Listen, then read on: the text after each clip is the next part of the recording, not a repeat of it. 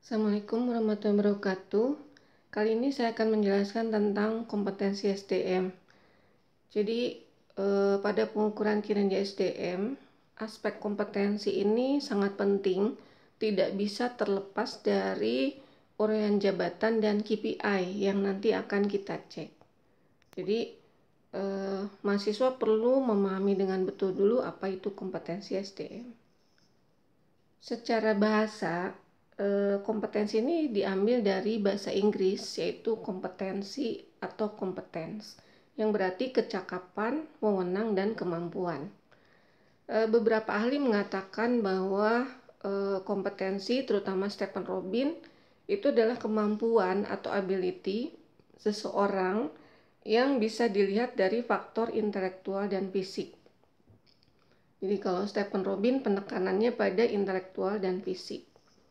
Berikutnya Boyasis ini menekankan bahwa kompetensi itu adalah kapasitas seseorang untuk menyelesaikan pekerjaan sehingga organisasi bisa mencapai hasil yang diharapkan. Jadi di sini tidak ada penjelasan pengukurannya dari apa. Dari Bayes and Roux, itu kompetensi sebagai suatu sifat atau karakteristik pemegang jabatan yang bisa dilihat dari pengetahuan, keahlian, dan perilaku yang memungkinkannya untuk berkinerja. Jadi pengetahuan, keahlian, dan perilaku ini sesuatu yang semuanya bisa dilihat atau bisa diukur ya. Berikutnya Association Q11, kompetensi adalah pengintegrasian dari pengetahuan, keterampilan, dan sikap yang memungkinkannya untuk bekerja secara efektif. Ini juga pengetahuan, keterampilan mudah dilihat, sikap kerja barangkali agak sulit dilihat. Beda dengan perilaku ya, kalau sikap itu sesuatu yang sifatnya psikologis.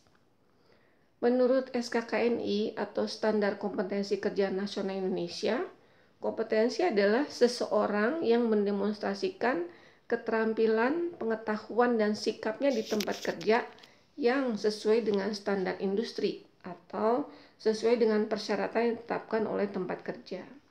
Jadi dikatakan seseorang kompeten menurut SKKNI jika keterampilan, pengetahuan, dan sikap kerjanya sesuai dengan standar industri atau syarat standar yang ditetapkan oleh tempat kerja. Menurut Robert Roux, ini Roux secara individu ya mengatakan bahwa kompetensi itu adalah kemampuan untuk melaksanakan tugas atau peran berupa pengetahuan, keterampilan, sikap, dan nilai pribadi. Jadi pengetahuan, keterampilan, dan sikap serta nilai pribadi. Jadi tadi perbedaannya selain pengetahuan, keterampilan, dan sikap, ini ada nilai-nilai pribadi. Ini sama ya, sikap dan nilai-nilai sesuatu yang sifatnya psikologis. Watson White mengatakan bahwa kompetensi adalah kombinasi dari keterampilan atau skill, pengetahuan atau knowledge, dan perilaku atau attitude. Nah ini semua bisa dilihat ya sebetulnya perilaku. Sebetulnya perilaku itu behavior ya, kalau attitude itu sikap. Mungkin maksudnya sikap ya. Menurut Undang-Undang Nomor 22 Tahun 2003 tentang Sisdiknas, penjelasan pasal 34 ayat 1, kompetensi lulusan merupakan kualifikasi kemampuan lulusan yang mencakup sikap, pengetahuan, dan keterampilan yang sesuai dengan standar nasional. Jadi mahasiswa ketika, ini contohnya bisa nih untuk mahasiswa ya. Jadi ketika mahasiswa mendapatkan IPK yang tinggi ya sebetulnya itu mewakili pengetahuan saja. Mungkin ada keterampilan sedikit ya, tergantung dengan prodinya. Artinya ada prodi-prodi atau jurusan-jurusan yang memang sangat skill gitu ya.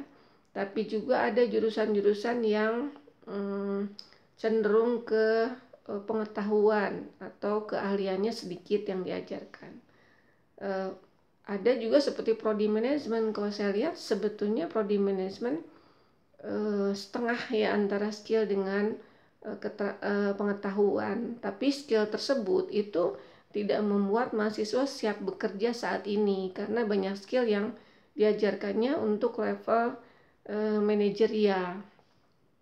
Artinya ketika mahasiswa dengan IPK yang tinggi itu lebih cenderung gambaran dari pengetahuan.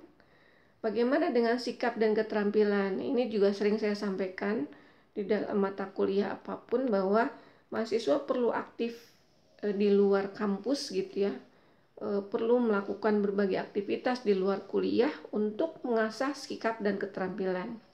Nanti dari CV bisa terlihat gitu sikap dan keterampilan yang dimiliki oleh mahasiswa itu dari kegiatan-kegiatan apa yang dia ikuti, posisinya sebagai apa, dan seterusnya. Undang-Undang Nomor 13 Tahun 2003 tentang Ketenagakerjaan pasal 1 ayat 10 juga sama, mengatakan bahwa kompetensi adalah pengetahuan, keterampilan, dan sikap kerja yang sesuai dengan standar yang ditetapkan. Artinya sama ya, baik dari aspek ketenagakerjaan maupun pendidikan, bahwa seseorang dikatakan kompeten tidak sekedar melihat dari IPK. Dan memang sudah terlalu banyak buktinya ya, bahwa ternyata IPK bukan gambaran dari sikap. Mungkin ada satu sikap yang bisa terlihat dari IPK, misalnya sikap ketekunan. Tapi untuk bisa bekerja dengan baik, tadi ya, kan kompeten itu sesuai dengan standar yang ditetapkan. Artinya kan standar sikap itu tidak cukup tekun. Banyak sekali ya sikap-sikap kerja yang dibutuhkan oleh satu pekerjaan, misalnya salah satunya adalah teamwork, leadership misalnya ya, berpikir kritis misalnya, dan banyak lagi. Pentingnya kompetensi. Nah, ini beberapa manfaat dari kompetensi. Yang pertama, sebagai alat seleksi calon tenaga kerja yang potensial. Artinya dengan memahami kompetensi dan hubungannya dengan jabatan yang akan direkrut atau jabatan yang kosong yang membutuhkan calon tenaga kerja baru, maka kita akan mengetahui gitu ya bagaimana mengukur kompetensi tersebut pada calon tenaga kerja. Memperjelas standar kinerja, ya tentu saja kalau kita hanya membuat satu job desk tapi tidak mengetahui bahwa untuk mengerjakan tugas-tugas tersebut membutuhkan kompetensi apa, maka sulit sekali mengukur bahwa job desk tersebut apakah bisa mencapai standar kinerja atau tidak. Dapat memaksimalkan tingkat produktivitas perusahaan. Dapat membantu perusahaan beradaptasi dengan perubahan. Misalnya, ketika kita menekankan kompetensi pada sikap, misalnya, keahlian ini sekarang cepat usang gitu ya, karena perubahan teknologi yang begitu cepat. Pengetahuan juga begitu, sangat cepat perubahannya. Nah, ketika pegawai memiliki kompetensi sikap, misalnya mudah beradaptasi, itu kompetensi sikap ya, adaptif itu sikap gitu. Terus leadership itu sikap gitu ya. Itu maka beberapa perubahan-perubahan yang dihadapi oleh perusahaan lebih mudah dihadapi karena memiliki SDM yang adaptif. Sebagai dasar untuk mengembangkan sistem remunerasi, betul. Jadi sudah banyak sebetulnya, sudah lama perusahaan-perusahaan banyak yang menerapkan kompetensi kompensasi berbasis kompetensi atau competence based compensation. Lalu memudahkan perusahaan untuk menyelaraskan perilaku kerja dengan nilai-nilai organisasi. Misalnya, kalau memang di organisasi tersebut menjunjung nilai kejujuran, menjunjung nilai komitmen, kebersamaan misalnya, ya tentu saja dari mulai rekrutmen juga yang dipilih ya kriterianya orang-orang yang memenuhi itu. Dan pada saat memberikan pelatihan-pelatihan pun ya tidak lupa pelatihannya sifatnya seperti itu untuk meningkatkan kejujuran, komitmen, kerja keras dan lain-lain. Termasuk dalam penilaian kinerja ya. Jadi perilaku kerja itu kan tergantung dari penilaian kinerja. Makanya jika kita memiliki nilai-nilai organisasi yang ingin diperkuat, maka penilaian kinerjanya juga harus sama ya, harus searah. Nah, ini jenis kompetensi. Sebetulnya ada beberapa ahli menjelaskan tentang jenis kompetensi, Tapi saya hanya akan menjelaskan menurut Spencer and Spencer. Beliau mengatakan ada dua jenis, yaitu kompetensi dasar atau threshold kompetensi dan kompetensi pembeda atau differentiating kompetensi. Kompetensi dasar itu sebetulnya basic sekali lah intinya. Misalnya kemampuan membaca gitu ya. Apakah seseorang yang bisa membaca itu pasti bisa menghasilkan kinerja yang tinggi? Oh, belum tentu. Kalau itu mah basic sekali ya. Kalau baru bisa baca saja itu belum tentu dia bisa bekerja dengan baik. Contohnya misalnya kalau dia posisinya sebagai sekretaris misalnya ya, baru kemampuan menulis saja itu masuknya ke dalam kemampuan dasar gitu. Baru mengerti bahasa Inggris saja itu baru kemampuan dasar. Kenapa? Karena kalau kompetensinya seorang sekretaris harusnya ada kompetensi pembeda. Apa misalnya? Nah, kemampuan bahasa Inggrisnya tidak hanya mengerti misalnya, tapi misalnya dia sudah ke level bisa berkomunikasi dengan aktif. Sama juga dengan kemampuan menulis misalnya. Seorang sekretaris bukan hanya bisa menulis misalnya, tapi juga kemampuan pembedanya adalah dia bisa merancang berbagai dokumen terkait kesekretariatan. Kompetensi pembeda lainnya bisa dalam bentuk sikap, misalnya pekerjaan tersebut belum membutuhkan, sebetulnya syarat kerjanya belum sampai pada tahap misalnya kreatif misalnya, tapi orang ini misalnya memiliki kompetensi kreatif, maka dia memiliki kompetensi pembeda. Jadi intinya pembeda itu sesuai atau membedakan tuntutan antara satu jabatan dengan jabatan yang lain. Artinya dengan melihat kompetensi pembeda, maka kita bisa mengukur kalau orang ini memiliki kompetensi pembeda, diasumsikan dia akan memiliki kinerja yang tinggi atau baik. Jadi kompetensi pembeda mah unik sesuai dengan jabatan ya, sesuai dengan tuntutan jabatan. Berikutnya adalah karakteristik kompetensi. Nah, ini ada 5, ini juga sama menurut Spencer & Spencer.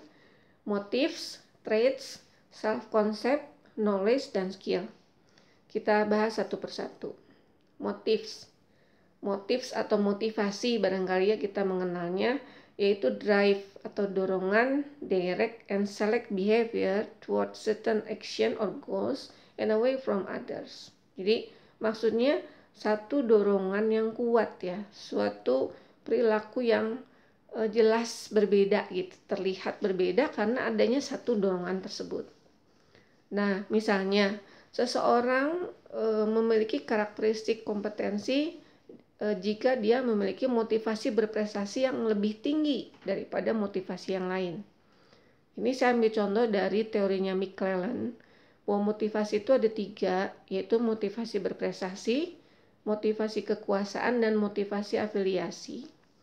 Motivasi kekuasaan itu adalah orang-orang yang lebih besar dorongan bekerjanya ingin karir, gitu ya.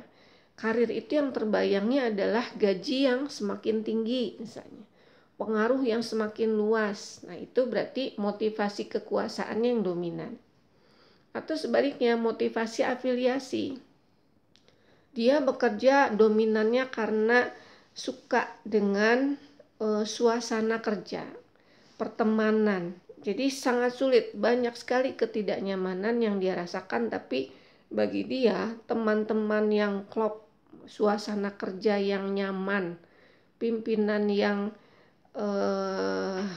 kooperatif itu jauh membuat dia bisa bertahan gitu ya, atau mau bekerja.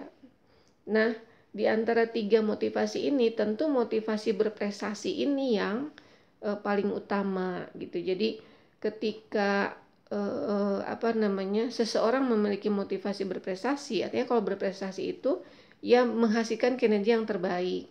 Dia bekerja karena memang pekerjaannya sesuai gitu ya dengan kemampuannya gitu. Dia bertanggung jawab, memang selalu ingin memberikan manfaat atau hasil yang terbaik. Nah, itu adalah kompetensi yang diharapkan ya. Berikutnya traits. Nah, ini adalah watak yang membuat orang berperilaku, mungkin lebih kepada sifat ya. Cara seseorang merespon sesuatu. Contohnya adalah, ini banyak sebetulnya traits. Ada self-efficacy. Nanti mungkin di mata kuliah perilaku organisasi lebih diperjelas ya. Atau efikasi diri itu adalah rasa kepercayaan diri ya. Artinya seseorang dikatakan kompeten jika memiliki rasa percaya diri yang tinggi. Dari mana munculnya rasa percaya diri? Tentu saja ada banyak faktor gitu ya. Bisa faktor pendidikan, tapi intinya kepercayaan diri muncul kalau seseorang itu memang terbiasa mengerjakan sesuatu dan membuktikan bahwa dirinya bisa. Jadi kalau kita ingin memiliki rasa percaya diri, maka kita harus sering memiliki aktivitas, harus sering mendapatkan tanggung jawab. Nah, ketika kita namanya proses pasti ada gagal, ada berhasil. Ketika kita sering membuktikan bahwa kita berhasil, maka rasa percaya diri kita akan naik. Locus of control. Nah, ini adalah sejauh mana kita meyakini bahwa hasil itu ditentukan oleh usaha kita atau bukan. Ketika locus of control-nya internal, maka dikatakan orang itu kompeten. Apa itu locus of control internal? Yaitu seseorang yang meyakini bahwa hasil itu tergantung dari usaha dia.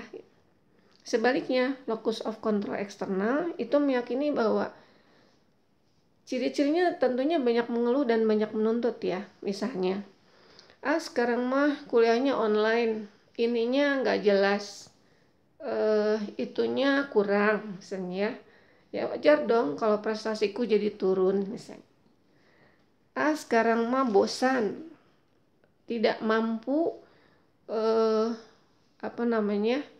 menuntut, artinya dia tidak mampu mengontrol dirinya untuk tetap bekerja keras karena terbiasa terfasilitasi biasanya. Terbiasa misalnya segala sesuatu difasilitasi, dimudahkan, dibuat senang. Makanya ketika ada kondisi-kondisi yang membuat dia tidak nyaman, dia mudah sekali untuk kinerjanya bermasalah. Nah, ini bisa jadi bahan introspeksi kita semua ya. Tentunya ini namanya kepada sifat itu sesuatu yang tidak mudah untuk diperbaiki karena proses yang panjang ya. Proses pendidikan yang panjang. Artinya bagaimana pendidikan di rumah, di lingkungan gitu ya, itu membuat, termasuk di kampus gitu ya, itu membuat seseorang locus of control-nya menjadi semakin kuat internalnya atau menjadi semakin kuat eksternalnya. Artinya kalau kalian ingin locus of control-nya internal atau kompeten, maka kalian harus terbiasa fokus, bekerja keras, apapun kondisi yang dihadapinya. Berikutnya risk taking. Sebetulnya banyak sekali ya. Nah, ini risk taking adalah kemampuan seseorang untuk mengambil resiko ya. Dan yang baik itu adalah moderat. Artinya seseorang harus berani mengambil resiko. Ada banyak resiko yang dihadapi dan tentunya kita dinamakan berani mengambil resiko itu setelah kita tahu bahwa dalam perhitungan ada peluang gitu ya. Ada peluang untuk berhasil. Berikutnya adalah self-concept, yaitu sikap dan nilai-nilai yang dimiliki seseorang, persepsi tentang diri sendiri, kemampuan dan ketidakmampuannya, tabiat, harga diri, hubungannya dengan orang lain, dan seterusnya. Konsep diri ini ada yang positif dan negatif. Tentunya yang dinamakan kompeten itu adalah orang yang memiliki konsep diri positif. Dari mana munculnya konsep diri? Sama ini juga ya. Sama dengan traits. Traits ini pendidikan dari kecil, lingkungan, keluarga kecil, keluarga besar, lingkungan di sekitar, sekolah, dan lain-lain itu berpengaruh sekali kepada pembentukan konsep diri. Juga kepada pembentukan traits ini ya, yang tadi ya, yang self-efficacy, locus of control, dan risk taking, dan lain-lainnya. Nah, terkait dengan self-concept, misalnya, Hmm, sebetulnya saling terkait ya dengan trait ya. Jadi ada yang merasa bahwa dirinya itu, oh, aku mah nggak ini deh, aku nih orangnya tidak mampu, bodoh, apalagi pemarah, terus apalagi banyak sekali lah nilai-nilai kepada diri sendiri yang negatif. Dari mana itu munculnya? Ya sebetulnya kalau saya lebih cenderung uh, yakin bahwa untuk merubah diri sendiri gitu ya, untuk merubah self concept dan traits itu yang paling efektif adalah dengan usaha sendiri gitu. Jadi harus dilawan, harus dibuktikan oleh diri sendiri. Contohnya misalnya, aku mah orangnya bodoh. Coba pelajari karena itu kan faktor. Nah, jadi sebelum kita melakukan perubahan, pastikan dulu informasinya lengkap. Pastikan dulu kita tahu ilmunya. Contoh misalnya, aku mah orangnya bodoh misalnya. Bodoh tuh apa sih? Misalnya begitu ya. Nah, ketika kita setelah mendapatkan informasi ternyata misalnya orang itu punya keahlian atau kelebihan di bidang masing-masing, tidak di semua bidang, maka coba dipikirkan apa bidang yang kamu sukai, apa yang kamu kuasai, maka kamu serius di bidang itu gitu. Ada orang yang tahu bahwa dirinya memang kurang di bidang lain dan dia punya kelebihan atau kesukaan di bidang yang berbeda, di bidang yang berbedanya juga nggak serius. Ya makanya self konsepnya terus negatif. Jadi memperbaiki self concept, kamu harus serius di bidang yang kamu sukai, harus serius di bidang yang kamu memang senang, emang bisa gitu. Kalau tidak ada yang serius, ya self conceptnya tetap negatif. Ya banyak sekali ya, aku ini pemarah misalnya. Ketika pemarah itu pelajari ilmunya, kenapa sih orang tuh bisa pemarah? Oh, pemarah mah dampak dari rasa percaya diri yang rendah. Jadi dampak dari misalnya trait tadi ya, self efikasinya yang bermasalah, yaitu perbaiki dulu. Misalnya salah satunya adalah kamu harus merasa ahli dulu dalam, bukan ahli ya, kamu harus merasa punya kemampuan dulu dalam walaupun hal kecil gitu.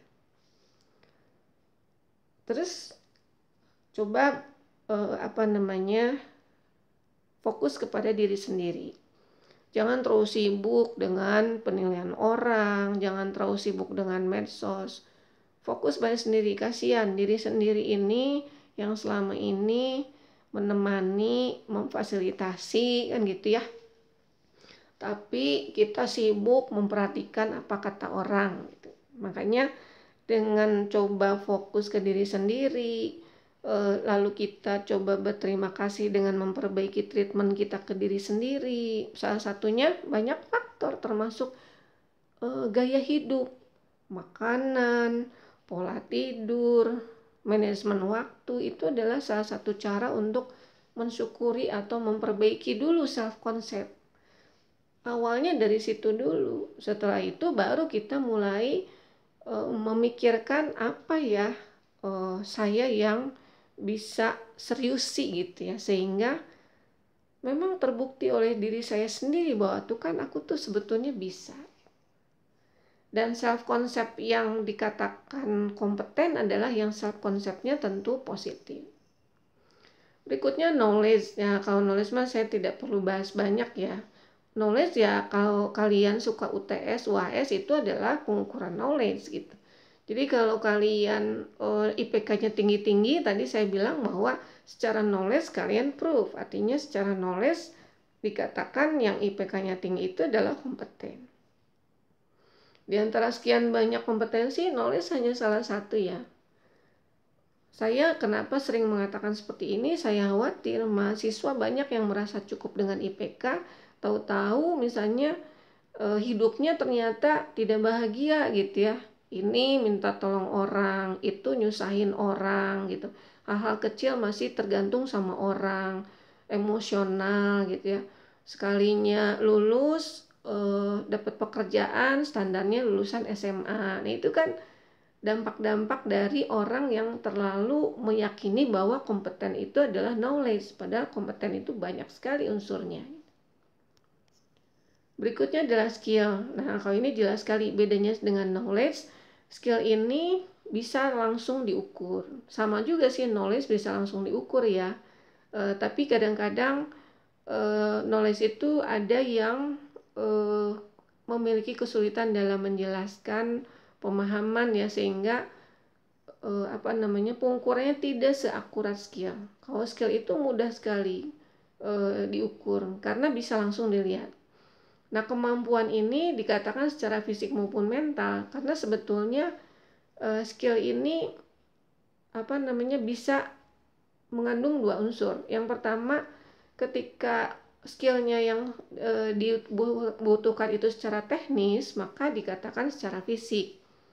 Contoh sederhana, skill dalam mengoperasikan, nah ini sederhana banget ya, Office aja ya, itu kan standar SMA sekali itu.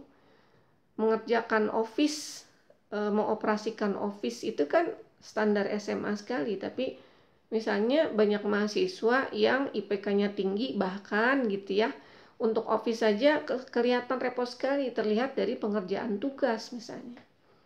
Nah, artinya kan sangat tidak masuk sebetulnya ya, kok bisa knowledge-nya terlihat dari IPK yang tinggi tapi kok skillnya yang begini saja gitu, masih bermasalah. Ini yang standar SMA.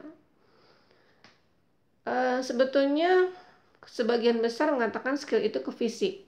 Kalaupun kita mengatakan skill itu ke mental, ya tentunya itu proses yang berbeda ya pengukurannya. Butuh banyak kasus, butuh banyak pembuktian. Tidak sesederhana, tidak semudah, sejelas pengukuran skill secara fisik. Skill secara mental misalnya apa? Yang paling gampang adalah skill komunikasi. Skill komunikasi itu sebetulnya bisa dikatakan sebagai skill fisik, bisa skill mental. Contoh, skill komunikasi itu secara fisik bisa dilihat ketika kita meminta dia berbicara, ketika dia meminta dia menulis misalnya ya, membaca, itu skill komunikasi. Tapi kalau skill secara fisik, nah secara mentalnya bisa dilihat dari mana? Bisa dilihat dari bagaimana ketika dia berkomunikasi. Etikanya, sopan santunnya, misalnya kemampuan penggunaan bahasa yang tepat ketika berbicara dengan yang lebih senior, atau dengan dosen dan dengan teman, cara dia mengirim WhatsApp, cara dia menyampaikan pendapat. Nah, itu adalah skill mentalnya.